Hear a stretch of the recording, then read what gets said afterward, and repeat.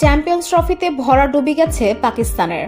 মোহাম্মদ রেজওয়ানের ব্যর্থতার দায়ভার এসে পড়েছে পাকিস্তানের অন্তর্বর্তীকালীন কোচ আকিব জাভেদের ওপর। তার চুক্তি নবায়ন হয়নি। নতুন কোচও খুঁজে পেয়েছে পাকিস্তান ক্রিকেট বোর্ড, তবে আনুষ্ঠানিক ঘোষণা বাকি।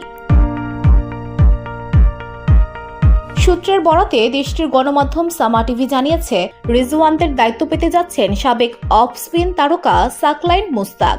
কদিন পর নিউজিল্যান্ড সফর থেকেই কাজ শুরু করবে পাকিস্তানের প্রধান কোচ।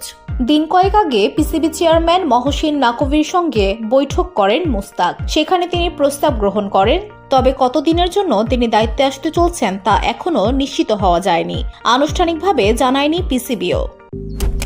মালয়েশিয়ান প্রযুক্তিতে তৈরি অত্যাধুনিক cleaning machine modern vacuum cleaner যে কোনো ধরনের ধুলো ময়লাকে পরিষ্কার করে ঘরকে করে তুলুন চকচকে ও আকর্ষণীয়। Modem, brand of luxury.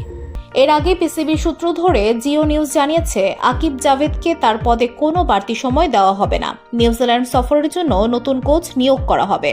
Pakistan তাদের ঘরের চ্যাম্পিয়ন্স ট্রফি শেষ করেছে কোনো জয় ছাড়াই, যেখানে বৃষ্টির কারণে বাংলাদেশের বিরুদ্ধে তাদের শেষ ম্যাচও পরিত্যক্ত হয়ে যায়। এটি ছিল 1996 সালের পর পাকিস্তানে অনুষ্ঠিত প্রথম কোনো আইসিসি টুর্নামেন্ট। সে টুর্নামেন্টে এমন পারফরম্যান্স দলটাকে যন্ত্রণা দিচ্ছে খুব।